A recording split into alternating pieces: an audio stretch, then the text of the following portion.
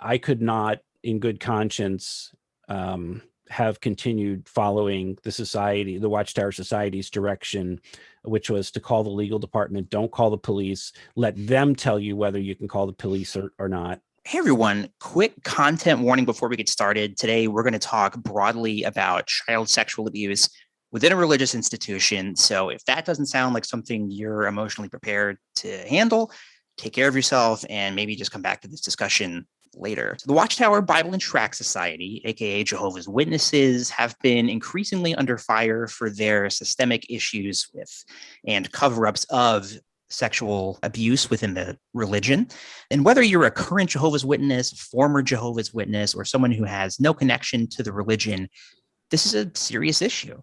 Since it involves a religious institution trying to obfuscate the facts, it can be difficult to know where to begin, where the underlying issues reside, and what we can do to fix them. Here to help me better understand this systemic failure of child protection is an expert who was recently featured in a documentary in the Vice Versa series called Crusaders about this very subject, JW Watch reporter and Watchtower whistleblower Mark O'Donnell. Thanks for joining me. Hi, Jake. Hey, it's great to be here. I've heard good things about your channel, and I'm looking forward to having a chat with you. Thanks so much. I really was excited to talk to you in particular because you are absolutely an advocate and someone who has done a lot of reporting on this issue, but you're also somebody who I notice and have tried to emulate on my channel that you still have a lot of compassion for Jehovah's Witnesses, the individual members. And I know that we should probably be transparent here because we just had that discourse by David Splain, kind of an impassioned talk that he gave, which really implied that anything critical of the organization is untrue or trying to drag people out of the organization.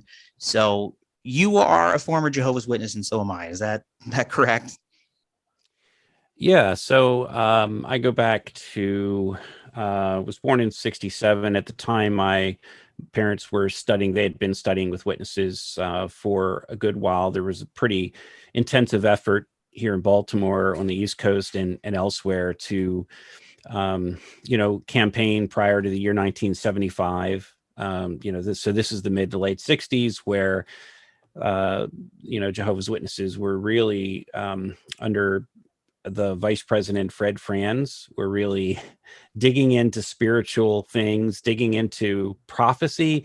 And they thought that, that Armageddon might come in 1975. So I don't want to say my parents were completely caught up in that, but I think in general, they were caught up with it because the people who were witnessing and preaching to them were people they really admired because they were very nice witnesses, one couple in particular.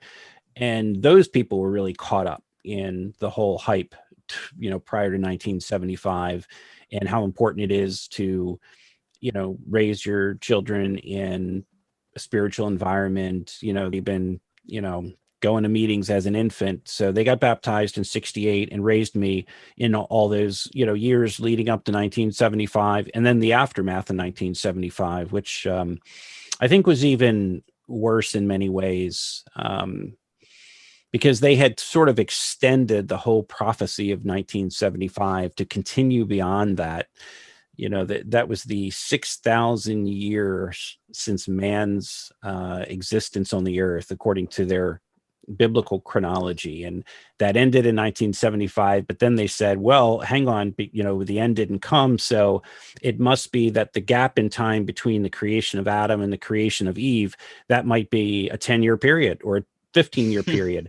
And so they got an extra, at least 15 years of mileage out of, when the end of the system of things was going to come. And that took me right into the 1980s. Went to high school here in Baltimore, graduated in 1985. And, I was pretty active in the organization. I had auxiliary pioneered on a regular basis pretty often. And got in. I didn't regular pioneer, but I got involved partly I didn't because I was so involved in building kingdom halls, and I felt like I had a lot of a lot to offer that. And it was something I enjoyed a lot more because I worked with my hands. I had a maintenance business in the fitness industry. So I maintained a lot of fitness centers. I started out as a bicycle mechanic, and I kind of grew it into a business and had witnesses working for me. And so that ended up being pretty successful. And I was able to work with my hands and do a lot of things that I really enjoyed without having the stigma of going to college, because it really was a terrible stigma, especially back then, for witnesses to even think about going to a college. And very few did.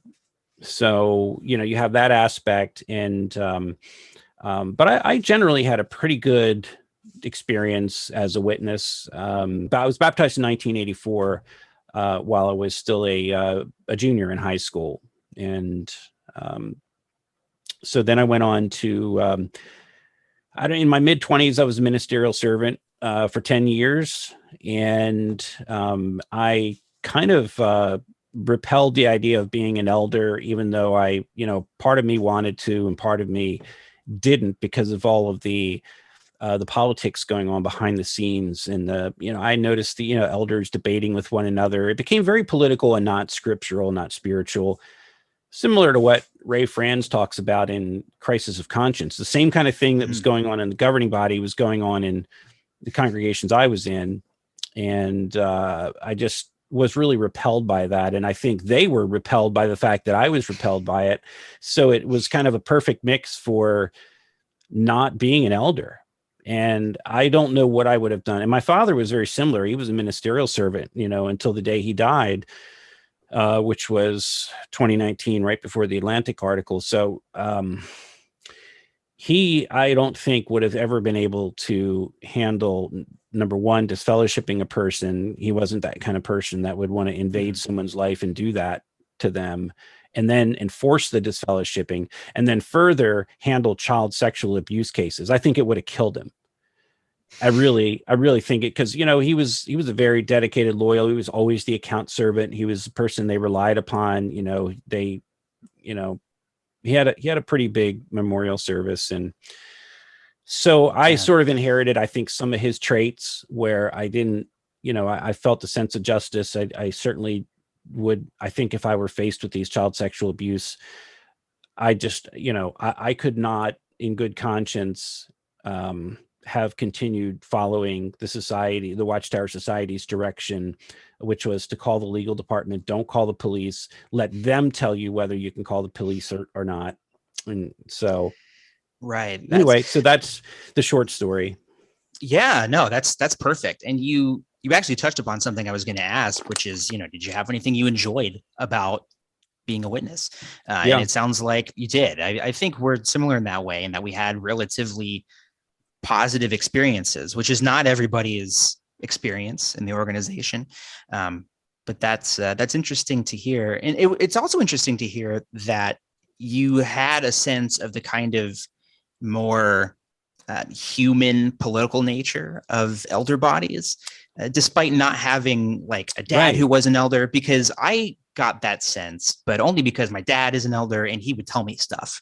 And so I don't know. It's interesting that you were able to pick up on that. What do you think that was?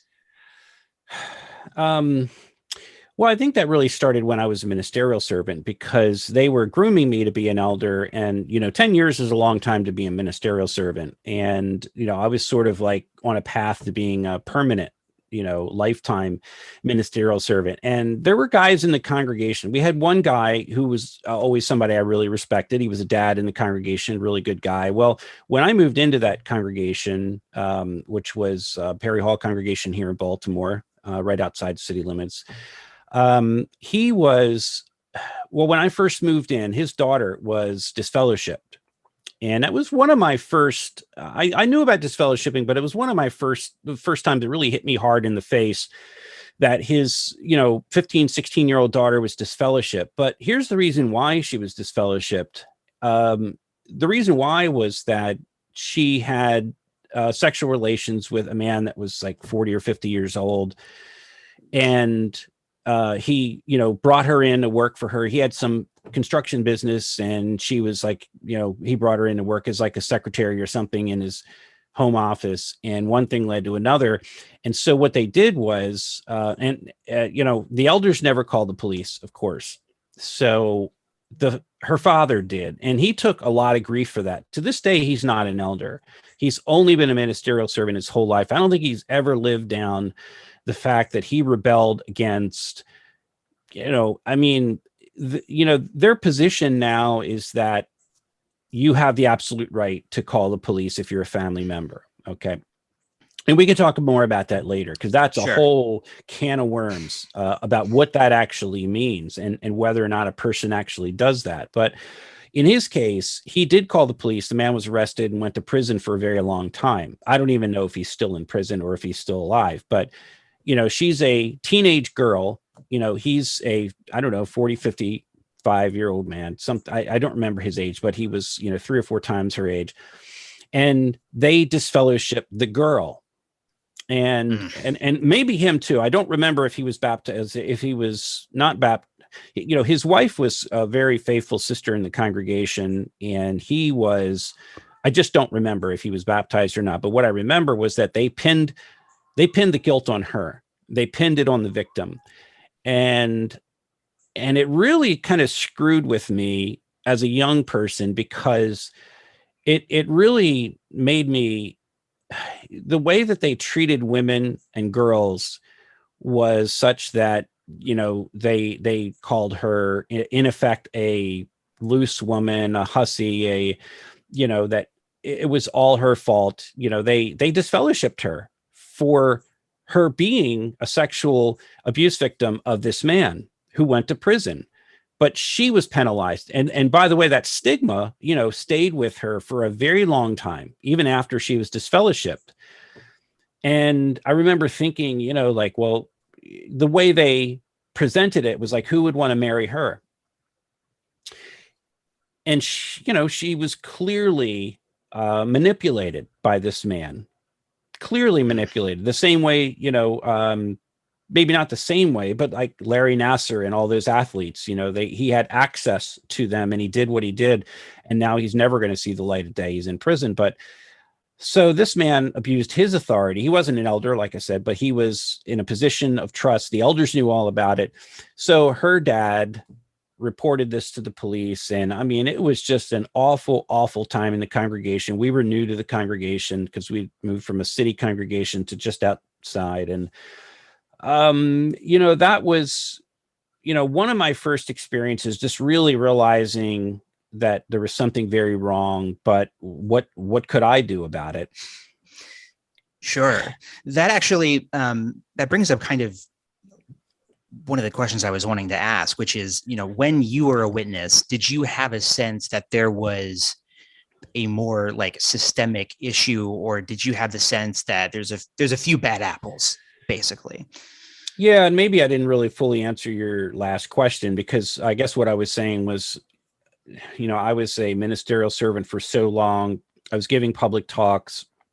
I was going on shepherding calls with the elders. That's sort of the training thing that they do to teach you how the shepherding process works. And I'd even conducted a book study at the Kingdom Hall for a year. It was like the Thursday morning book study where some of the older folks would go because they, didn't want to go out on another night during the week. We had Tuesday and Thursday meetings, so sure, I did that for a year. And so that really kind of gave me a sense for what being a pre-elder was like. In fact, I remember them coming to me, and we had a young sister in the congregation. I say young sister, maybe by this point she was in her young 20s, but they had come to me and she had been reproved, and they said to me, we need to tell you something that she can't comment at your book study. Because there were no elders in the book study. It was just me, and I was handling everything. So obviously I wasn't privy to the judicial matter, but they told me that this person can't comment and is on restrictions. Well, I didn't know why. They don't tell you that. And maybe I can just quickly clarify, because that is something that happens, for those who aren't super familiar. There's a couple forms of punishment that can happen when you're a witness, and one of them is reproval. And generally what that Yeah. means is you've committed a sin, the elders have found out whether or not you told them or someone else tattled on you, but usually the punishment is like you are not allowed to comment at the meetings or Yeah. something like that. You're not allowed to, if you're like a man, you're not allowed to say a prayer at the meeting, kind of taking away certain what witnesses would call privileges.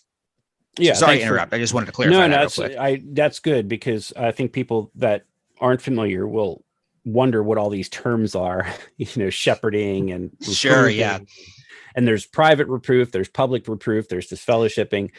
So she was reproved. I don't remember if it might have even been private reproof, but then all years later, after I left the religion and I went to this trial in Philadelphia, the Fessler trial, it was a child abuse trial that lasted 4 days until Watchtower finally settled it.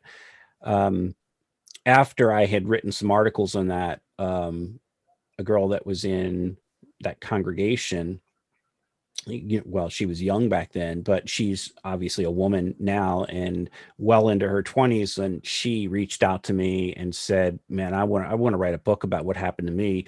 And she proceeds to tell me that very same girl that was that was reproved in my book study had molested her in the bathroom of our Kingdom Hall, Oh my in the women's goodness. bathroom.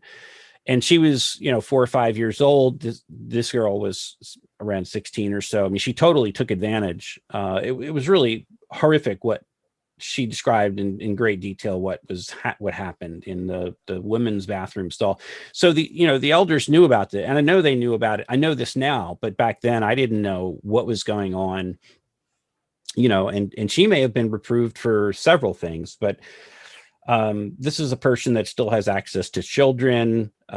Police were never called, and in fact, it wasn't until that when the young lady spoke to me, that the girl that was the victim in the case spoke to me. I said, we got to talk to the police. This is important, even though it was years ago. So she did. She sat down with law enforcement, and actually they called me in to talk about, in general, how the organization operates and what I knew, what I didn't know. And criminal investigations are always private. So I don't know the result. I don't think they had enough to file charges. And usually in child abuse cases, they often don't, unless you have to have substantial evidence usually for criminal charges. But anyway, I'm really pleased. We feel good about that. She was able to speak to the police, whereas the elders don't want to, they are instructed to call the legal department first of Watchtower, of their governing organization. And then that governing organization instructs them as to whether or not they will be allowed to notify the authorities. So let's hone in on that, because if I'm a witness watching this, I'm thinking this is all terrible. And, maybe I know somebody who went through something similar, or I myself did, but what does this have to do with the leadership and Watchtower in general? Isn't this just a few bad people doing bad things? And what are the elders really supposed to do about it? What makes it, what are the policies that are insufficient and allowing things like this to go unreported? Yeah, it's a really good question, because if you're a Catholic, obviously there's been a lot of problems in the Catholic Church, but they've sort of, in many areas, they've owned up to it, even though there are still some very corrupt people that would harm children. But there's also, a lot of very good Catholics that, really care about their flock, or care about each other if they're not a clergyman. And so really, and all organizations have this problem, especially the larger you get and the more insular you get. Now, Jehovah's Witnesses are more insular than anybody because, number one, everything is handled through the elders. If there's disputes among congregation members, go to the elders. If there's a case of child sexual abuse, or if someone's caught smoking, on and on and on and on, it all funnels through the elders. And the civil authorities are not part of that process. They're never part of that process. So, and really this, I think, has gone on.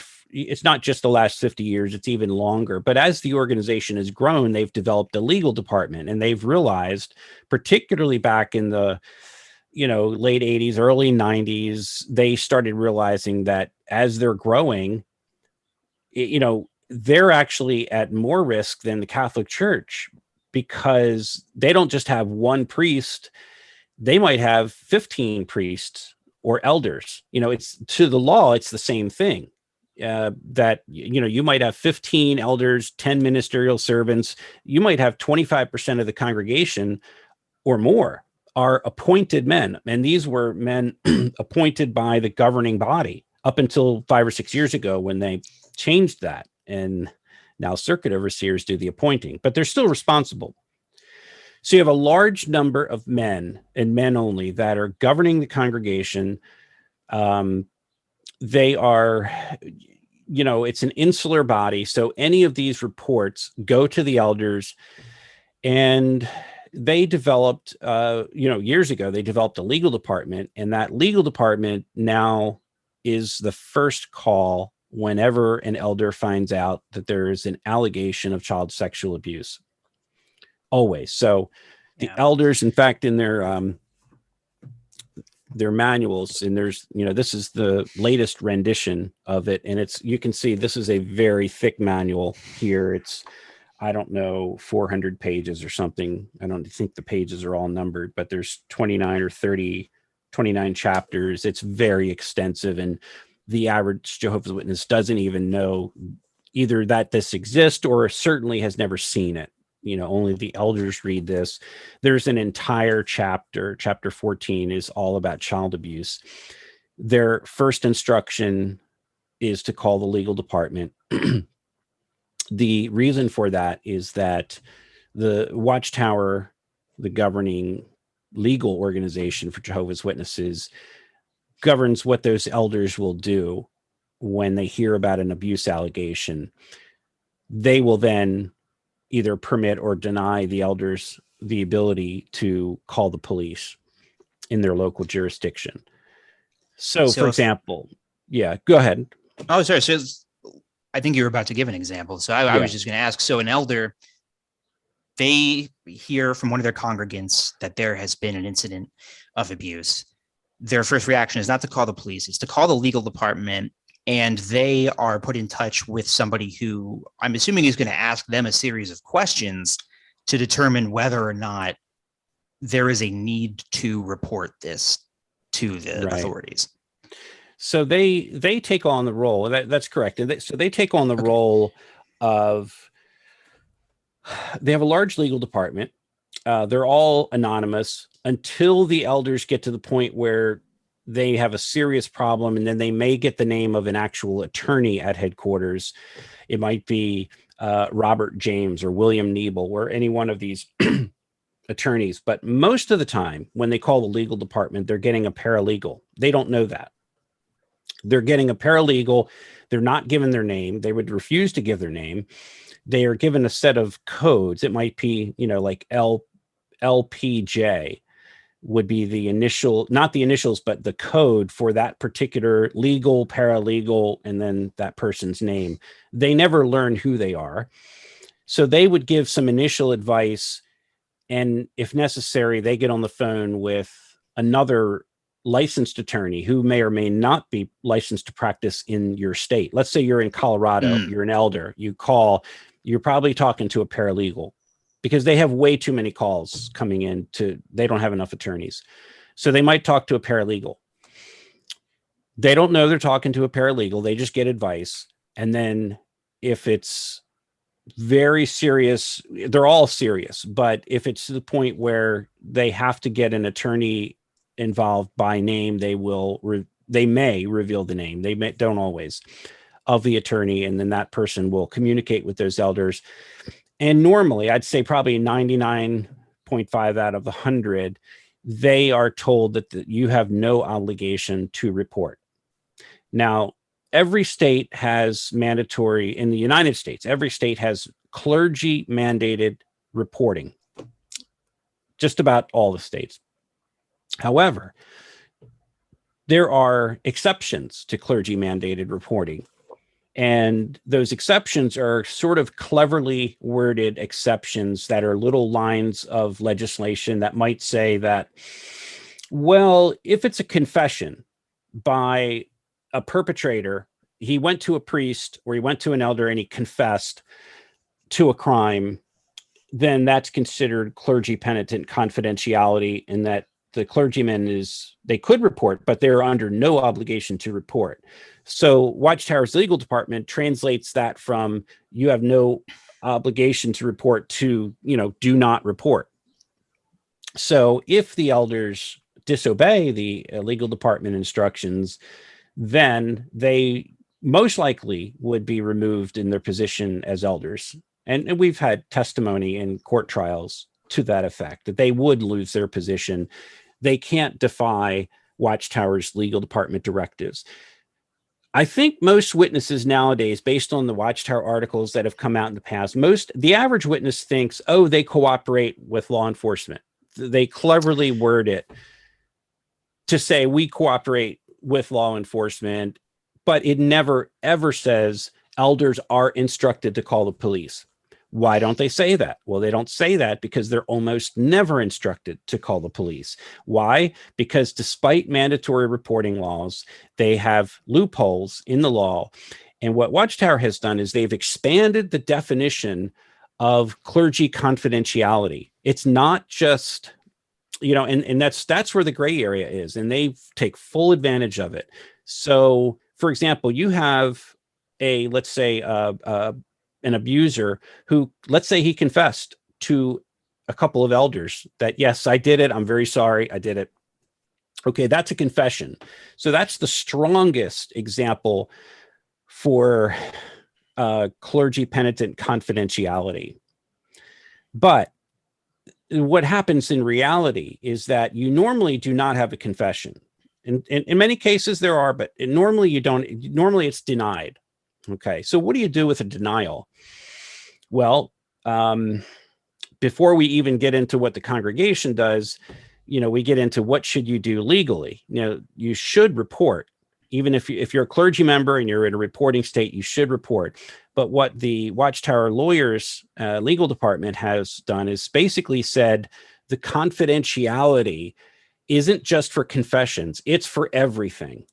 It's for, let's say, the entire body of elders will ultimately know there's allegations of child sexual abuse in the congregation. You might have 10 or 15 elders.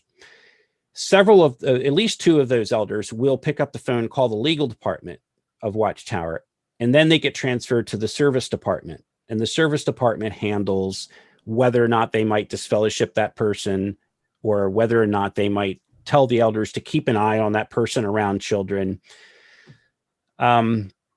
But that's a very serious situation. And you have all these men that know about it. You might have 15 elders in the congregation. You might have there's a gossip mill. So you have a lot of gossip going on, whether or not the elders spread that gossip. A lot of good elders keep things confidential, but then you have all these men at Watchtower in their service department, not to mention the legal department. So you have a lot of people that end up knowing about this. Well, that's not confidential. Like we have an example where in Chicago, two elders are have been charged with failure to report child abuse under Illinois law. And what happened there was back in 2006, the mother came to her daughter told her, she was wetting the bed. Her daughter told her that her mother asked, did someone touch you and do something to you? And so the answer was yes. And she said, who was it? Was it your father, et cetera? And the girl told her mother the whole thing. Yes. And that resulted in the mother telling the elders. And this was, like I said, back in 2006. So the elders knew about this in 2006 when the girl was like between 6 and 7 years of age. And they, under Illinois law, they should have called the police. And here's where the confidentiality comes in. He did confess to some of the abuse. He walks out of the judicial committee and says to his wife, "I'm sorry for what I did." So that in itself becomes non-confidential. He's not telling the elders anything in confidence. Now he's telling the wife. So, the confidentiality seal is broken. in that case. So that's where you get into what they can question these elders about at trial.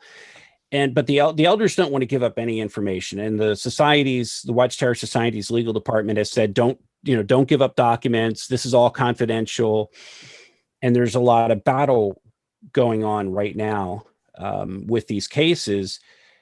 So, I guess my point here is that most witnesses don't know about most witnesses aren't educated about clergy penitent confidentiality. You grow up, like you and I did as witnesses, you don't really know what their obligations are. The average elder doesn't know until they get a copy of the manual. And even then they don't know. Like, the book never mentions confidentiality, but it doesn't mention the law. It doesn't mention clergy penitent confidentiality. It doesn't kind of give the demarcation between what you can do and what you can't do. It says, call the legal department, let us handle everything for you. So in the Chicago case, as a result of not calling the police, this poor little girl, 6 years old, ended up being sexually molested by her biological father for another 11 to 12 years, horrifically. And so finally, and no one ever called the police except she did. She went to the police. By then it was too late. I mean, it was so horrific. So the man went to trial. He went to prison for 50 years. 1 year later, back last November, the state of Illinois filed criminal charges against Michael Pencava and Colin Scott. These are two elders in the Spanish congregation in Crystal Lake, Illinois, just outside of Chicago. And so that's coming up for trial in September. It's the first case where we're seeing a state take criminal charges against elders or any clergyman, but specifically against Jehovah's Witness elders for failing to report child abuse. And, these elders are fighting it. They have lawyers. They don't want to turn over the documents that the congregation has. They don't want to turn over the judicial committee notes. They're in a lot of trouble. What's really kind of, going on behind the scenes is that it's not just about these two elders, because you and I know that the average person in the congregation might be a good person. A lot of these elders are good people trying to do the right thing, but they are being manipulated and controlled by this policy. And this has gone on for, look, this one's from 2010. Obviously it's 3 times as thick now. And then you go back into the 1970s, pay attention to yourself and all the flock. Here's another one. This is 1979. Here's 1981 on there. They're rule books. These are rule books that are getting thicker and thicker and thicker. And the organization is responsible for advising elders not to report, despite whatever the child abuse law is. They're telling them not to report. They're saying you have no obligation to report, even though they should be allowed to pick up the phone and say, we got a problem, call law enforcement, let law enforcement handle it. But they just won't do that. And that's one of the reasons why the organization is spending millions and millions and millions of dollars in not only court cases that we know about that are filed and that go to trial. Usually they settle before trial, but there's pre-filing cases where Watchtower is settling for $500,000 here, $1 million there before they ever even get filed. We'll never know about how many there are, because they realize that their back is against the wall and that they haven't protected these children, that they have a strong case. The important thing is that when you, as an elder, become aware of a child abuser in your midst and you don't take action to protect a child, then you become negligent. So these elders are put in a very difficult position. They don't realize how important the position of elder is to the protection of the congregation, because the whole congregation relies on them. You know how it was. You always had a couple of key elders, right? That where everybody looked to. This is our presiding overseer, where everybody loves this elder or that brother. And absolutely. they're trusted men. And when you create that insular bubble, then that puts an intense amount of pressure on these men. And that's why this child abuse problem is so institutional and so prolific within the witness organization. That's a great overview. So I really appreciate that. To drill in on a couple of things there, one thing that you mentioned that I know was surprising to me when I started reading court transcripts and articles in the newspaper that I would have previously dismissed as lies and, reporting by folks such as yourself, is that Watchtower does rely on clergy penitent privilege. And that was surprising to me because as a witness, clergy, if you look up the word clergy, you will not find a single positive use of the word clergy. It is exclusively a pejorative for what Watchtower would call Christendom. Basically, every other religion has a clergy, but not us. Very much so. I think if you were to ask a witness if they have a clergy, I think they would say, no, we have elders, we have servants, we have circuit overseers, but we do not have a clergy in the traditional sense. So the fact that there is one story that is being told to the membership and another story when their back is against the wall legally, that's kind of surprising for members in and of itself. The other thing you mentioned that is probably worth just putting a pin in is the fact that elders, when they get a serious sin brought to them, which you showed us the rule book, the serious sins can be many different things, but in this particular instance, an allegation of abuse, and they're meeting with the perpetrator, they're taking notes as they are meeting with this person in a private setting. And then those notes, as far as I understand it, those notes are not shredded and thrown away, or what becomes of these notes? Yeah, it's because I know this is something that's bit them in the butt a couple of times. Right.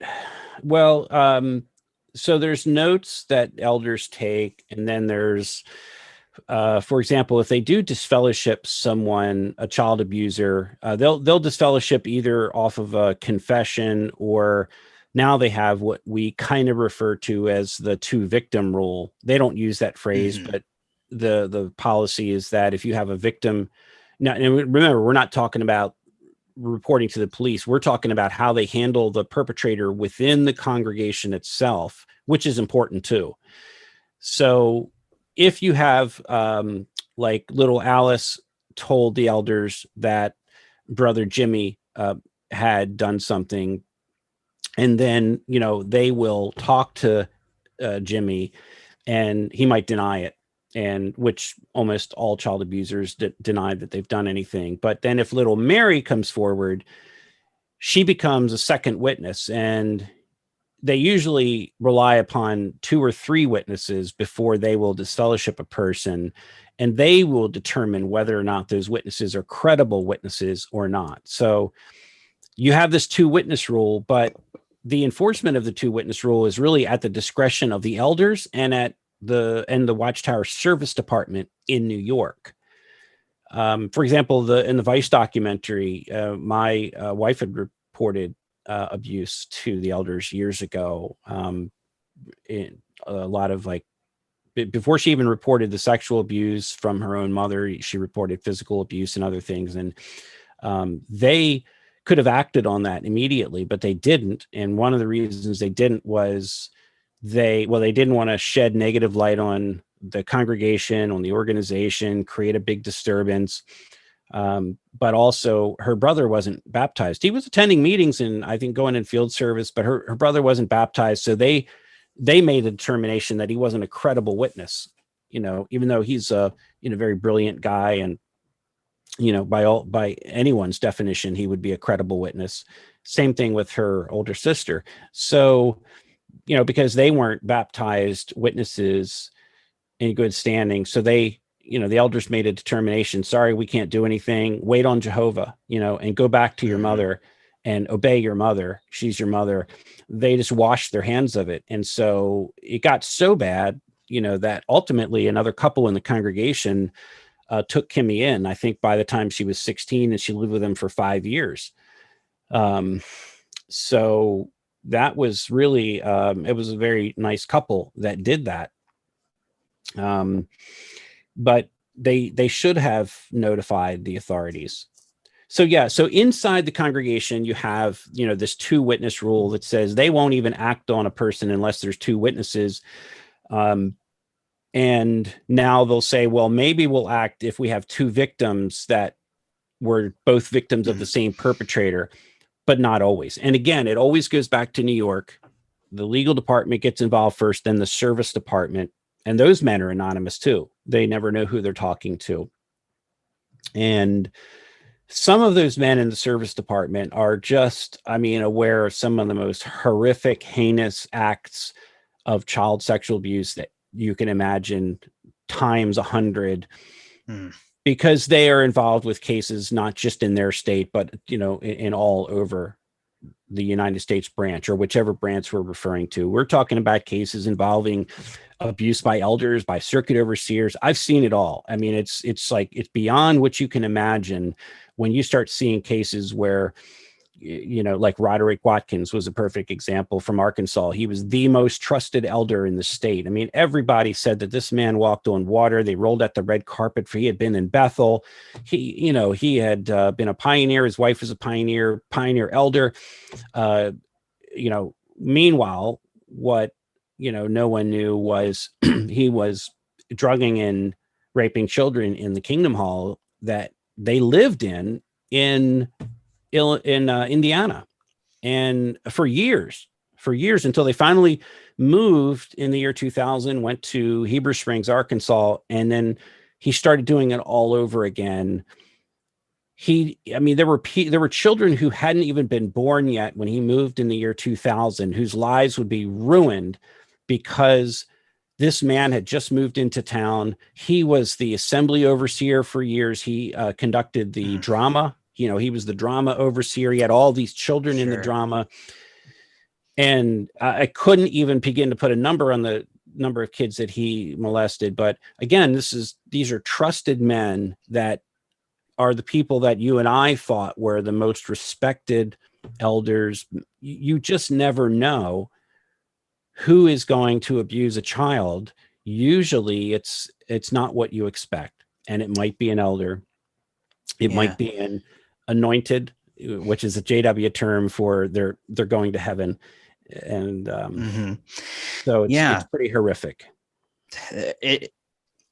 I think you've touched upon something that we should emphasize, and it's something that's difficult to explain or to express in like this legal documentation that Watchtower will put out. I'm going to grill you in a second on some of the points that they have on their website. They have a document that is, so if you're a witness and you want to fact check this on jw.org, they have an official document that is like Jehovah's Witnesses official, scriptural stance on child abuse. Scriptural position, right? That's right. And so says all sorts of things, but what you can't really get a sense of, and something that inherently as a Jehovah's Witness, is the culture of trust and obedience.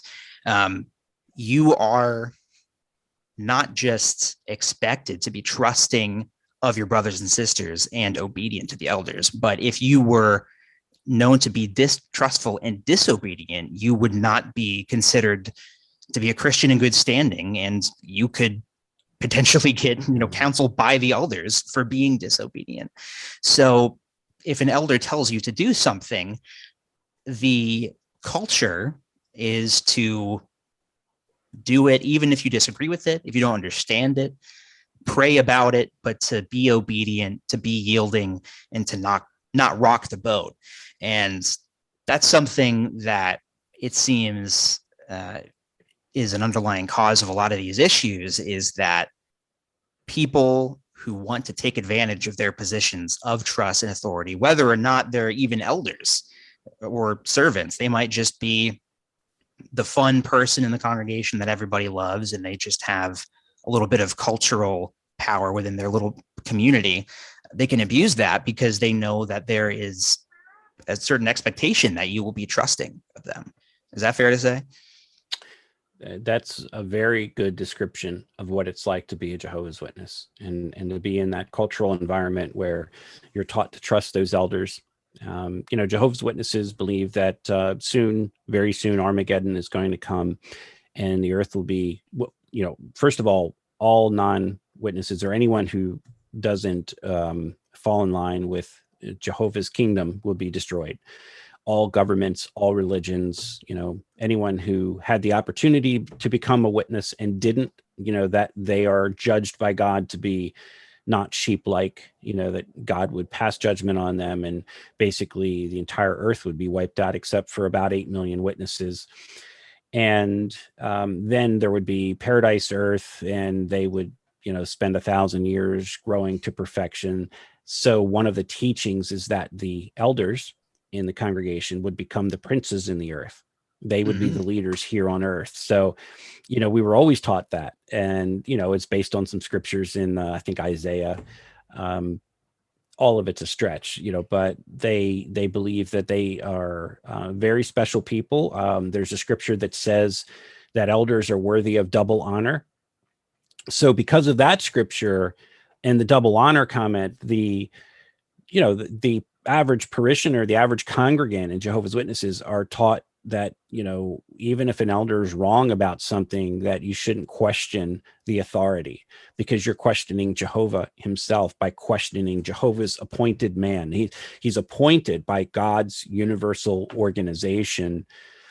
And like I mentioned before, even when I was appointed ministerial servant, it was done by the governing body. So, now it's 8 governing body members. So what they would do is they have a list of men. Each congregation sends in their list, and then every Wednesday at the governing body meeting, they would just say a prayer over this list.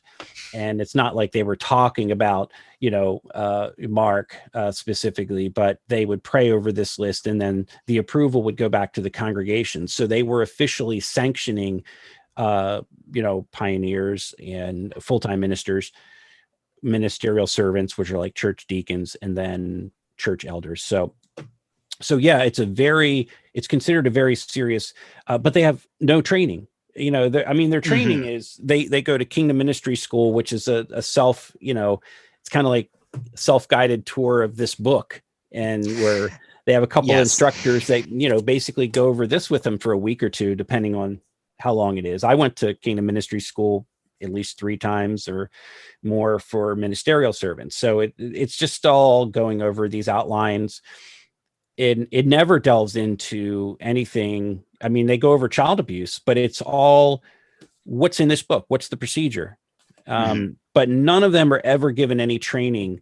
There's not a single Jehovah's Witness elder, unless they happen to be like a therapist outside. It's very rare, but none of them are trained in handling child sexual abuse or any kind of child abuse at all. None of it.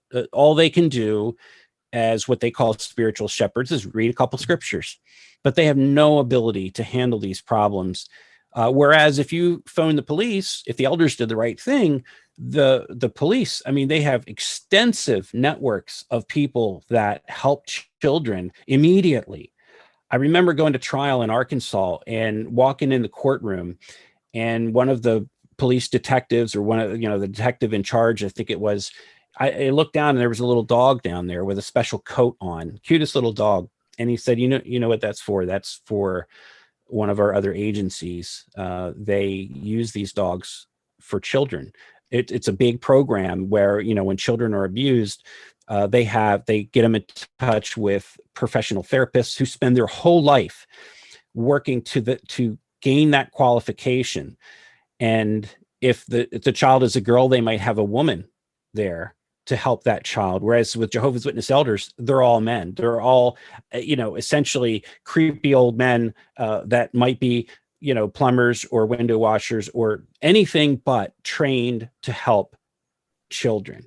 Whereas, these people in Arkansas, specially trained, They have special rooms. They have all these toys. They have all these things that help not only the child tell their story, but then to get therapy when they're abused. So the elder arrangement that Jehovah's Witnesses have effectively denies that to a child. And they won't outright deny it. They're going to say, I'm lying. They're going to say, no, that's not true. That child should get therapy, but they've always been anti-therapy. They've always been anti the organization. It's a culture where, the average, say wife or mother whose child has been abused, she is not naturally inclined to go to the authorities or to get help. They're taught that the elders is your spiritual shepherd, where the shepherd's where you should go, and that's where you get your comfort. And that is a very dangerous thing. It's a very false hope, and it undermines the professional resources that we have in the civil authority, in our civil police system. Yeah, and it makes it difficult to discuss as well, because like you just said, they're going to accuse us of lying, or you of lying for what you said. But it is challenging. It's when you have been, especially if you have been raised in the organization and you have been raised since birth to view all outside institutions as part of Satan's world, which is how it's described, even though intellectually you understand, okay, the fire department is probably not run by Satan or, something like that, you still have this bias. There is something stopping you from calling the police in that instance. If it's something that happened within the congregation, you want to handle it within the congregation. And to that point, let's look at this PDF here, Jehovah's Witnesses scripturally based position on child protection. And part of this that is a little frustrating. Nobody is saying that Jehovah's Witnesses love pedophilia, that they love child abuse. Right. They always say they abhor child abuse, which is that's the baseline for being an acceptable, absolutely decent human being. And so nobody is accusing them of hating children and willfully supporting abusers. But what you see in rebuttals to things like this, I experienced this when I expressed these concerns to the elders. Point number 5 in this says, when elders learn of an accusation of child abuse, they immediately consult with the branch office of Jehovah's Witnesses to ensure compliance with child abuse reporting laws. And they cite a scripture. Even if the elders have no legal duty to report an accusation to the authorities, the branch office of Jehovah's Witnesses will instruct the elders to report the matter if a minor is still in danger of abuse or if there is some other valid reason. Elders also ensure that the victim's parents are informed of an accusation of child abuse. If the alleged abuser is one of the victim's parents, the elders will inform the other parent. So how true is what they're saying and how manipulative is that? Yeah. So I have I just pulled up the scripturally based position on child abuse, on child protection. So I think you read, was it number 5? Number 5. Paragraph 5. So yeah, that's really packed with a lot of, what I would call loaded language. So first of all, it's true. It says that when elders learn of an accusation, they immediately consult with the branch office of Jehovah's Witnesses. So they are required to do that. What it doesn't tell you is that they are barred from calling the police. They cannot just pick up the phone and call the police. They must call the branch office. And what they mean by branch office is they must call the legal department of the branch office. So that call always goes there. And then they say to ensure compliance with child abuse reporting laws. So that is extremely deceptive because they are not ensuring compliance with child abuse reporting laws, which is why they've gotten in so much trouble in so many civil and criminal cases for not reporting, because it is Watchtower's own legal department that makes the decision on whether or not they have this clergy penitent exception to reporting. So the organization of Jehovah's Witnesses makes that determination. So they could be 3,000 miles away. They're just listening to these elders that might be electricians and plumbers talk about this case. And obviously they're not talking with the victim or the perpetrator, they're talking with the elders. So you've got this intermediate layer where you're speaking to the elders and you're trying to figure out, well, should we tell them to report or not report? How do we get away with not reporting this?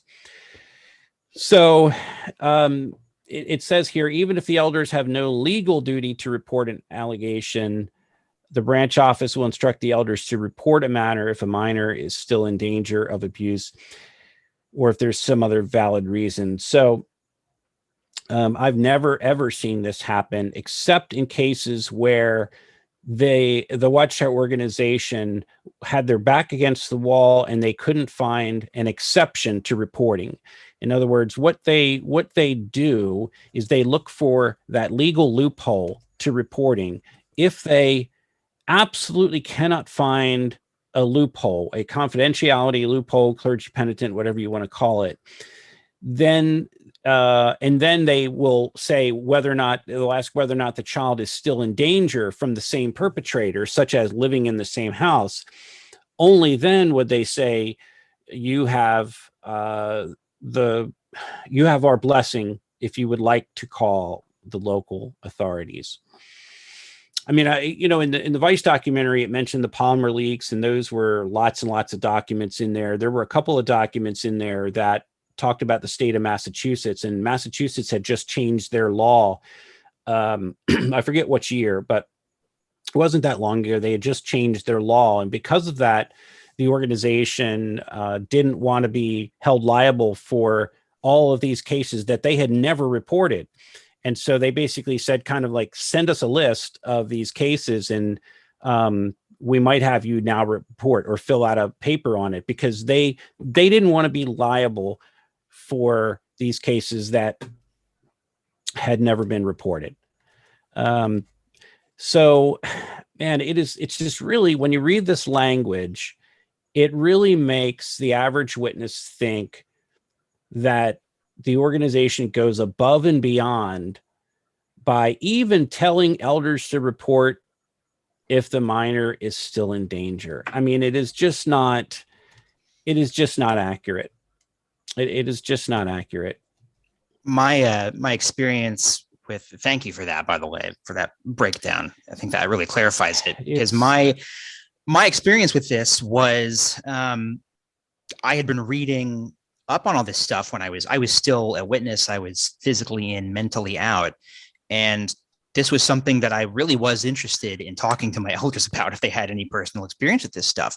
And they said that exact thing. They said, no, we go above and beyond. We call them. Right. And one elder I talked to, he said, we had an instance of abuse in our congregation. We called the legal department and they told us right away, call Child Protective Services, blah, blah, blah. And upon pressing him further, it was not a case of child sexual abuse. There was physical violence, which is, of course, still awful, but it wasn't even this. It was something completely different. And the other thing that you hear is, we call the legal department to make sure that we're complying with the local laws, when in reality, the person who would really know is if you call the authorities. They're really going to make sure that they follow the local laws. There would be no other reason other than to ensure that you're not putting the society in legal jeopardy in some way. Yeah, it's I mean, I could go all day about the documents that have been leaked from various branches in the world. For example, there's one major South American branch where we have leaked documents that were inside the branch itself that reflect the communication between the branch and the governing body and the legal department of Watchtower, the coordinators committee. All of these committees were involved. So this very, very large branch, it's the second highest number of witnesses in the world. They were communicating, saying, hey, we've got a child abuse problem here in this country. We would like to, and also the laws are changing. So the legal department in this country told Watchtower headquarters, look, our laws are changing. What do we do? Then Watchtower ends up writing back saying, you need to exploit, and they didn't use that word, but the explore rather, and it is an exploitation, but explore every possibility for clergy, penitent, minister exemption from reporting, so that they could then create this policy and tell elders in that country what to do when those elders called and reported on cases of child sexual abuse. So, I mean, it's so crazy that they have to jump through all these hoops to, instead of just telling the elders, look, follow your conscience. You're in the state of Maryland. Look, you're an adult here. You're an appointed elder. You should do the right thing by your congregation, whether or not you feel the child is still in danger. Because if you look at what paragraph 5 is saying here, they're only putting attention on the matter if the child is still in danger. And that's a common thread we see, that they are determining, these men in New York are determining whether a child is still in danger or not. And it's man, I mean, look at the sentence where it says, all elders ensure that the victim's parents are informed of an accusation of child abuse. I mean, how would they not know already? Are you saying that you're fielding calls about abuse of a child where the parents don't already know about it? Because first of all, in many cases, the abuser is one of the parents. And if they're not, those parents will know about it already. They were probably the ones who informed the elders, hey, my daughter just told me, or my son just told me that this other guy in the congregation touched him or her. So the parents, of course, are going to know. They're creating these scenarios that just don't exist. And, it's, setting them up and then knocking them down. It's a logical fallacy, kind of, I guess, like the straw man fallacy. They're setting up these scenarios to make themselves look good and say, well, we go above and beyond to protect children. And the reality is they don't. Now, earlier you asked me about notes, and I think it's a good time to kind of come back to that, because one of the elders that reached out to me while he was still an elder, he was a coordinator of elders, and this was fairly recent. He reached out to me and said, my conscience won't let me do this anymore. But I think it was the end of 2019, had a case, and it was a child sexual abuse case, and he called Watchtower legal department to report it. It was three, I think it was at least 3 children that were being abused, and he took detailed notes on that phone call, and he called with another elder, which they're required to do. And they said, you are under no obligation to report. So meanwhile, the abuser had moved out of state, then moved back in state, and the elders became concerned again. So this same elder who spoke to me picked up the phone about 5 months later and called back to Watchtower and said, we're concerned because he's moved back in, and what do we do?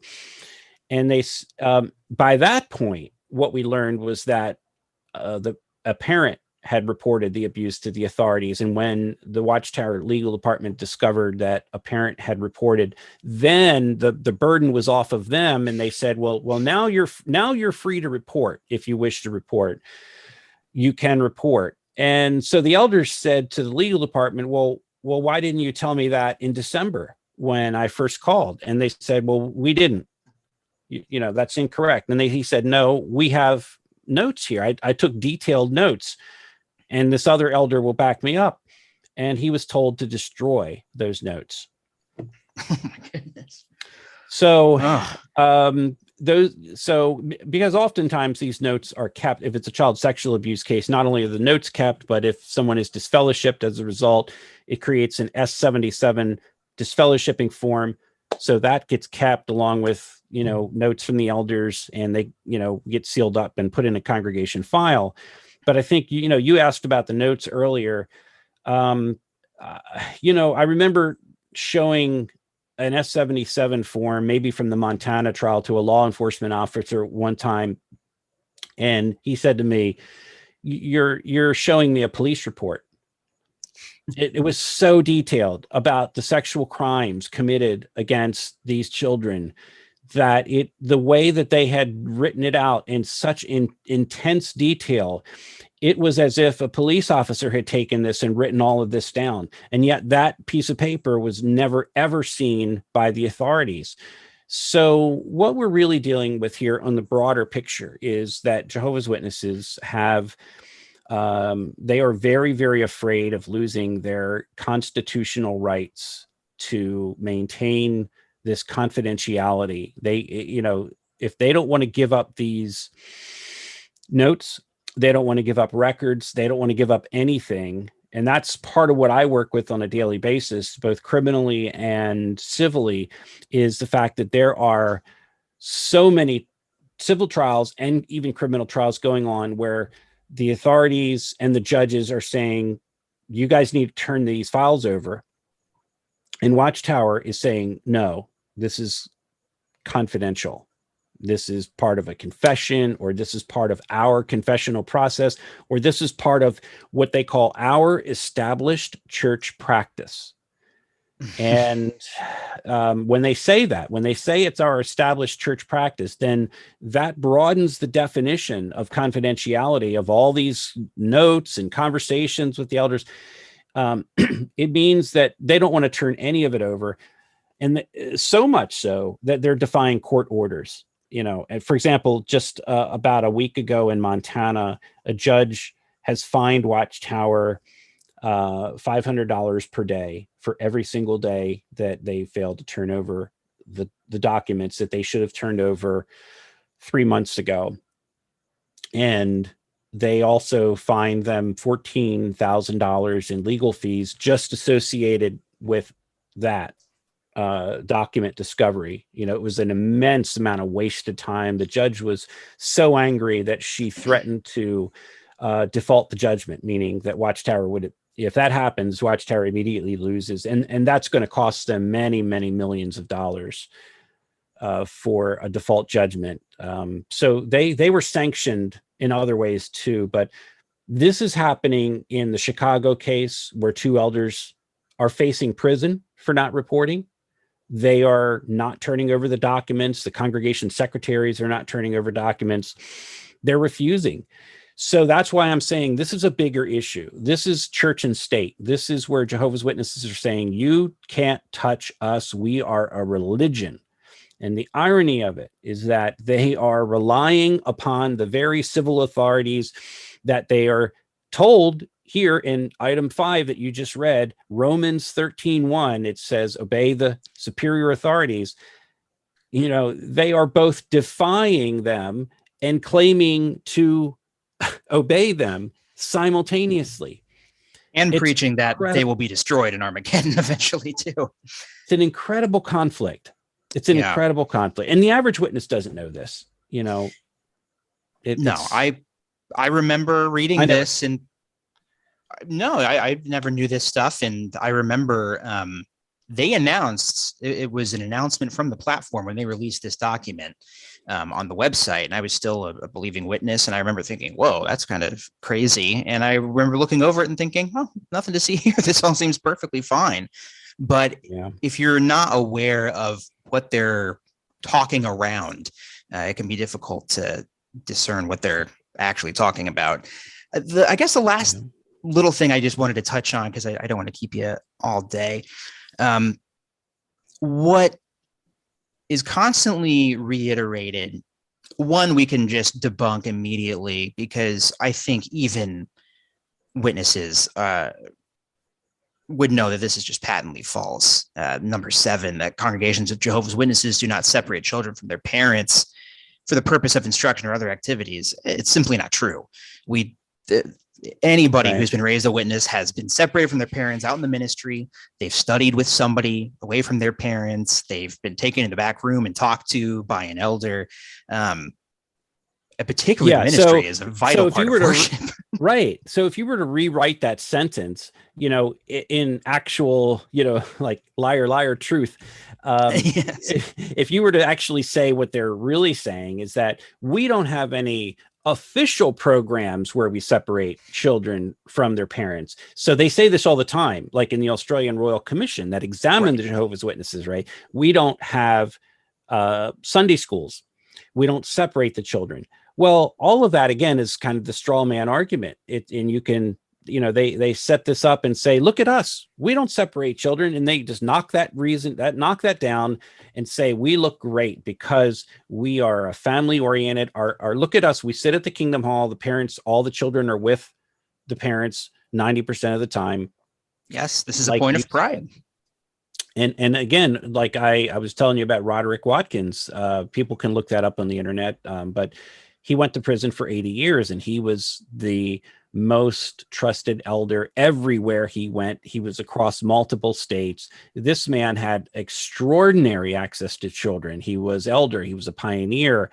In fact, I think it's one of the reasons they discontinued the Pioneer Assist program.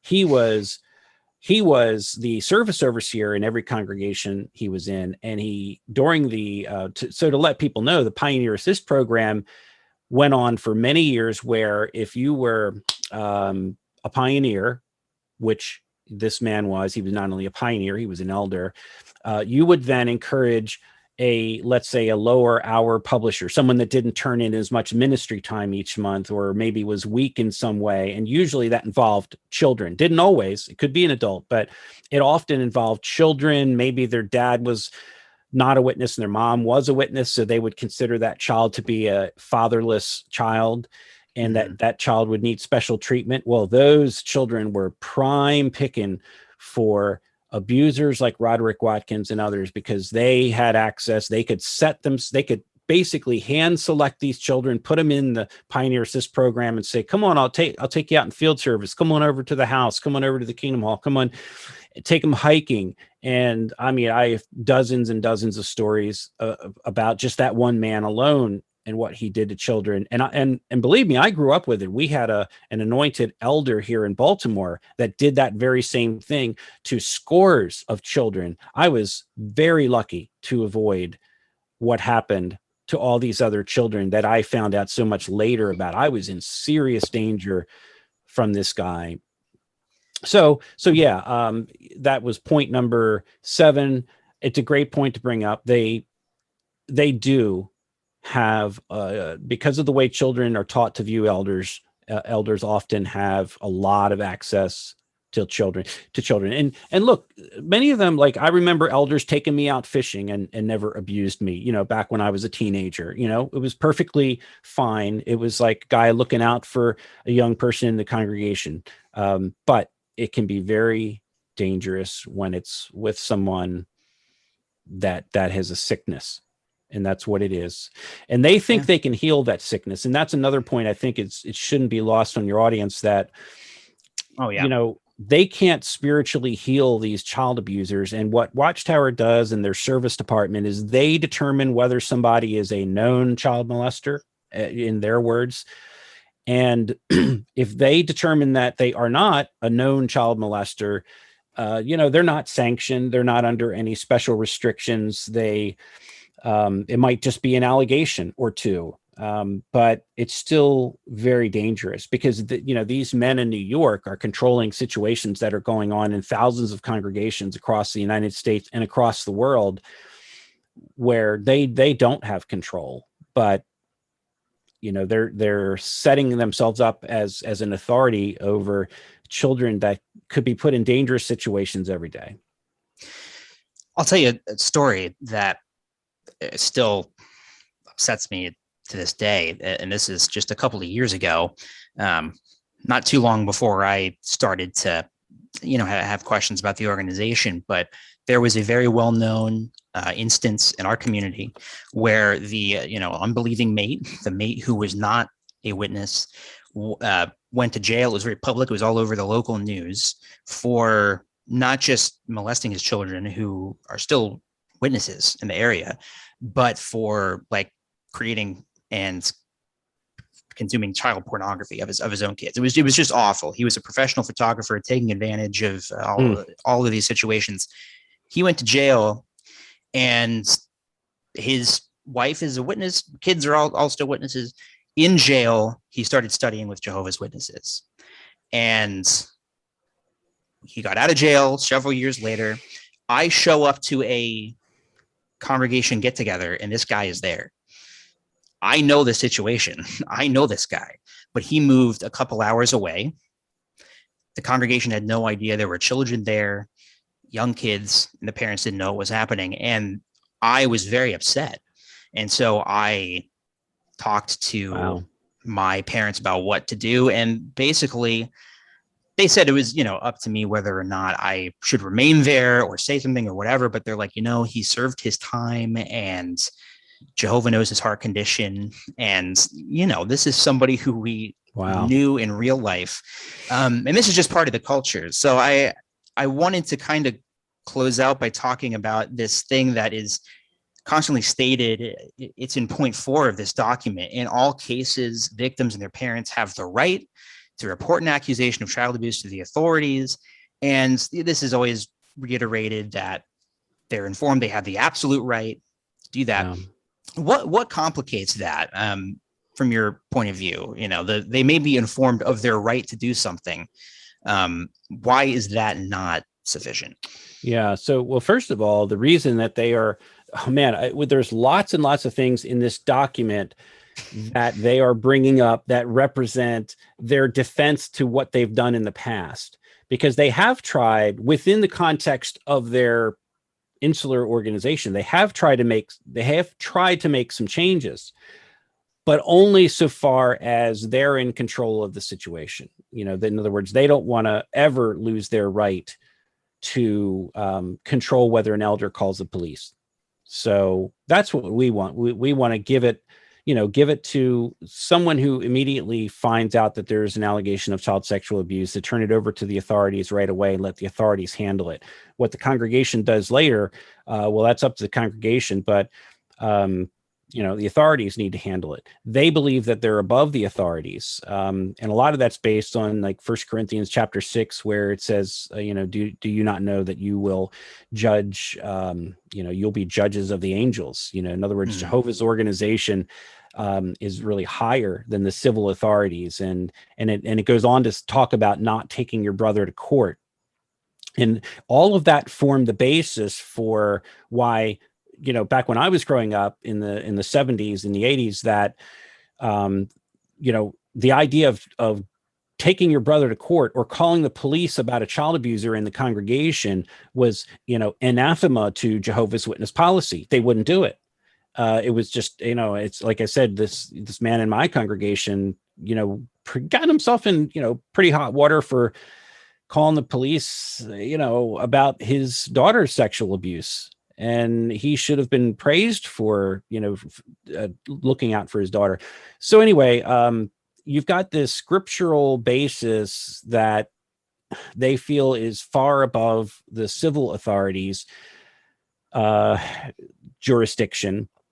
And I guess going back to what you're on paragraph 4 here about this whole idea of the absolute right.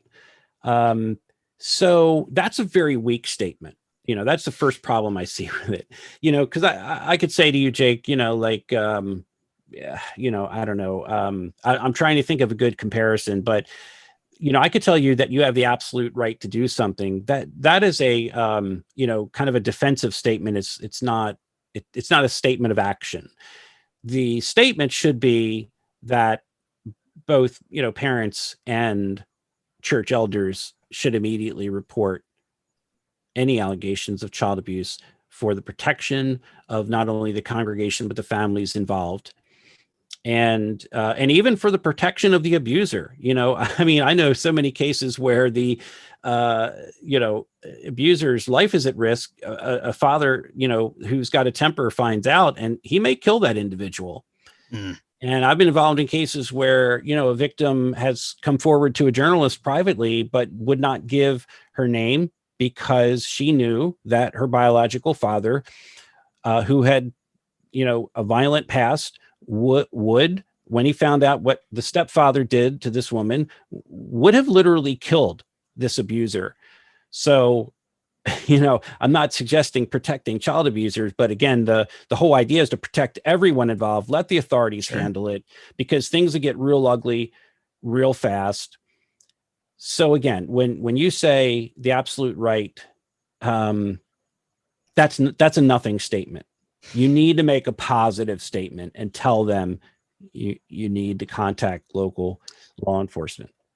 Yeah. And it, this whole thing kind of disregards the very notion that there is a community outside of Jehovah's Witnesses and that there are children outside of the congregation that are in danger.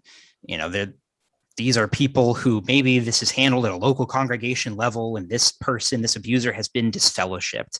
That doesn't stop him from going out in the rest of the community, maybe joining in another church even and doing the same thing. That's a really good point. In fact, I might even have the transcript here. That is something that I learned pretty quickly when I started investigating child sexual abuse cases. And I went to, in 2017, in February, I went to a trial of, it was Stephanie Fessler versus Watchtower. And Stephanie's from Pennsylvania, is a great person, doing really well now, partly because of the judgment in her favor. When I say judgment, after 4 days of trial and testimony by Watchtower's own representatives, the Watchtower knew that they were losing this case. The jury knew it because we interviewed the jury later. And they ended up settling for an undisclosed, but we know very large amount of money. So what happened was the Watchtower Society brought forth a representative named Thomas Jefferson. He is a longtime elder at headquarters. He's grown up with the organization practically his whole life. He has given testimony in other child sexual abuse cases. His testimony was repulsive. When I asked the jury about his testimony, they actually broke out in laughter because he was speaking in double speak. He confused the jury. There was no way you could get a straight answer out of this man. In fact, you mentioned Clergy earlier. He was the person who, for the first 2 days of trial, denied that Watchtower had a clergy, and then on day 3, the Watchtower lawyers told the judge, we're going to issue a stipulation and we're going to stipulate that elders are clergy, which they commonly do now. So I guess for those that are watching that aren't sure about that whole distinction, so, in a congregation setting, witness elders are not considered clergy. But when it comes to legal matters, they're absolutely considered clergy. So for purposes of reporting, they're considered clergy. And the average witness doesn't know that. But to your point, so this man, Thomas Jefferson, and I'm looking for his statement right here, but I'll tell you what he said. He was questioned on the witness stand.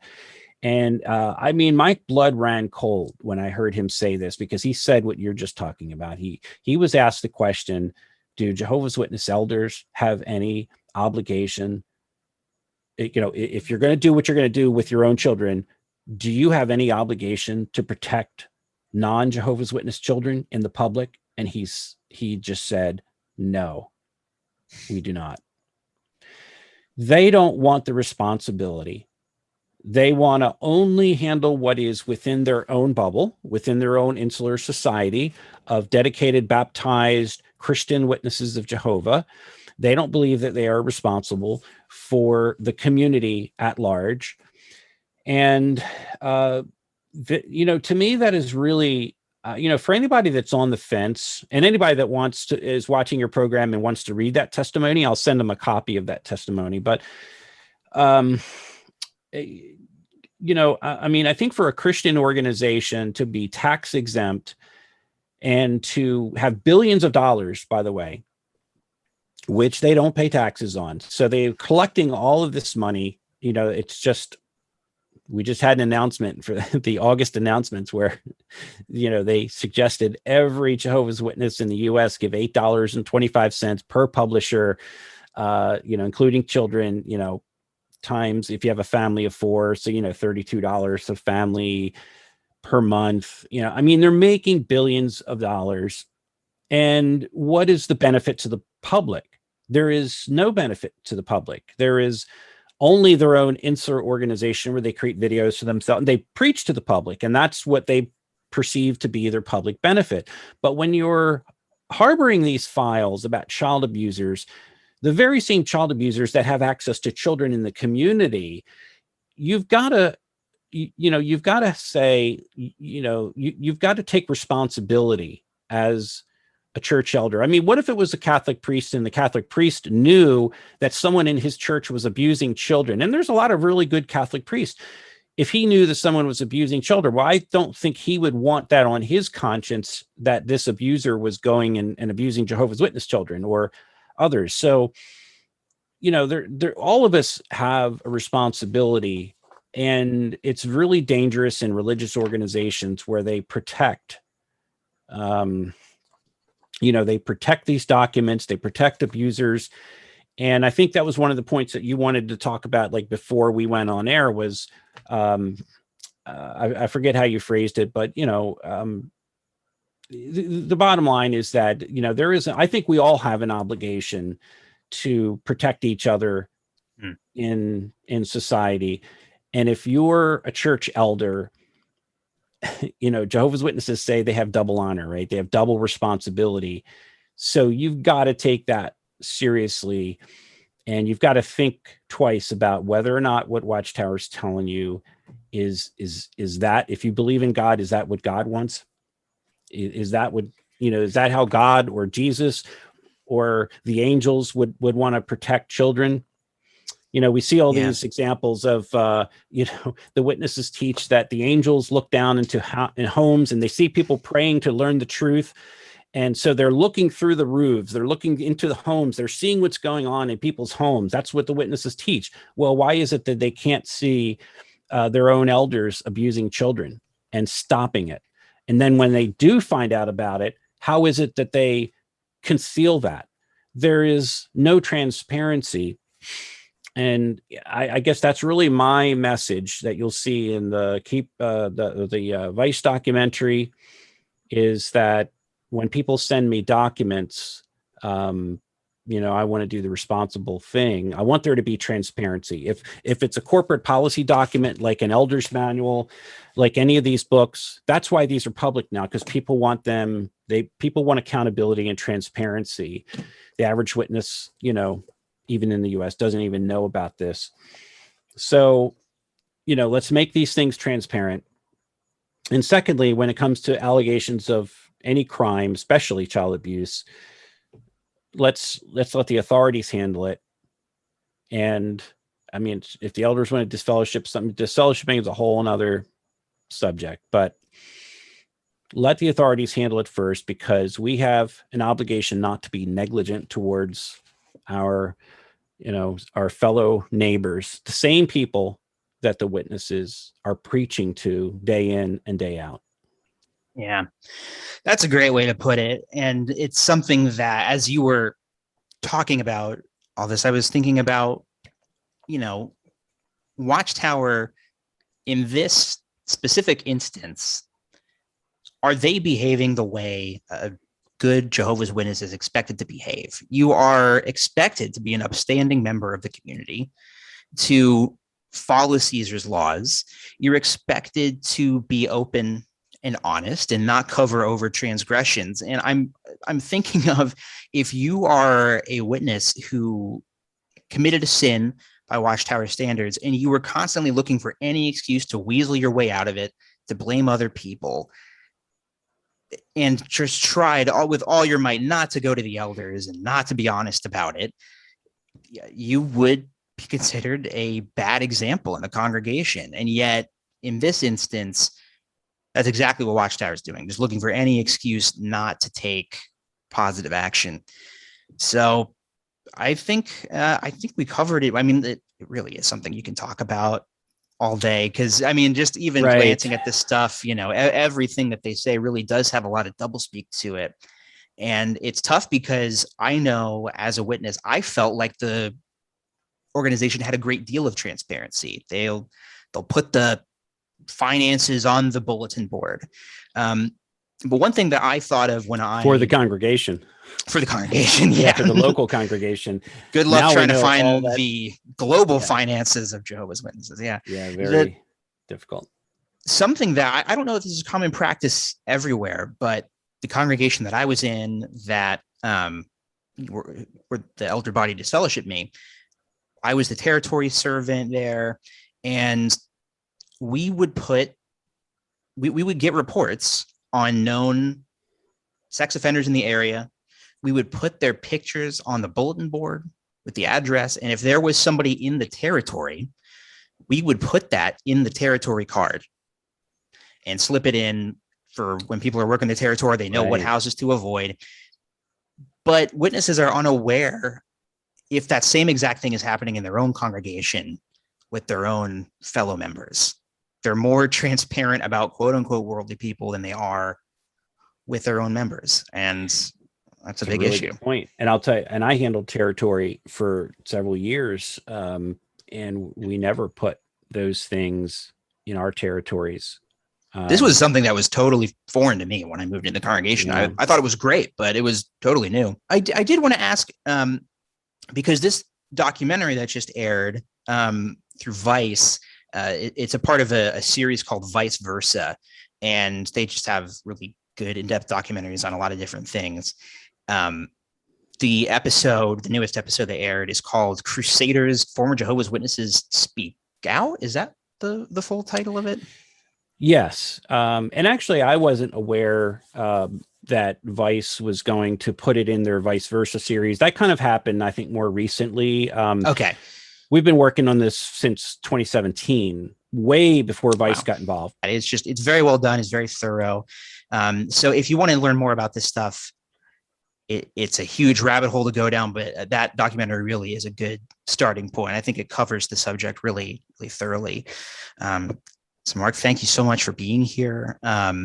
People can find your work on JW Watch. Yeah, for writing like investigative pieces about what's going on with child abuse cases. So JW Watch is a good spot for that because I've got a lot of articles up there, and I do tweet under Mark_J_O'Donnell. If you follow Twitter, and on Facebook, I'm John Redwood. You can easily see a picture of me and Kimmy there. You'll know that's our account. And if people want to reach out, by all means, I can't promise immediate, I'll do the best I can, but we'll continue reporting on this. And, for those that are, stuck kind of in or not sure what to do, just hang in there. We've been there. We love witnesses. Because we grew up with these people, we know that majority of, the corruption is really at the top, not at the bottom. And people are expected to do things like shunning or encourage not taking blood, or, all of that happens. The corruption part of it happens at the top, and each person has to decide for themselves whether these policies are they from God, or are they from man, and why did they, and does it matter to you? And do you want things to be transparent, or do you want to just, stay in because you don't want to lose your family? And I understand that too. I have people reach out to me all the time. There's a whole family. I didn't even realize it, but someone contacted me on my Instagram account, which I don't have any apostate material or anything on, and contacted me and said, I'm aware. And I didn't know what she meant at first. I said, do you mean awake or aware? And she said both. Then come to find out that, her husband, her children, her brother, her father-in-law, her father, all of them are waking up, and they don't want to teach their kids this, what they grew up learning. And I had no idea. I mean, this is a person that, like, if you looked at their social media, you would say, well, they are a devout witness family. So I guess, Jake, the thing is, there's a lot of people, really good people like yourself that, have only come out recently, and you started researching. So for people that are watching, look, be patient with yourself. You can't do it all at once. Don't beat yourself up if you have to stay in for a little bit longer. But reach out to, and people like you, Jake, that people can reach you, and I'm sure you have, I guess, your email address online, everything that. Yeah, that'll be in the description, email, Twitter, all that stuff. Yeah, I mean, because I'm going to be gone one day, and so is Lloyd, and all of us we're just one person, so we need as many people as possible to kind of, that are level-headed, clear-headed, honest people that can kind of be a landing spot for witnesses that are questioning.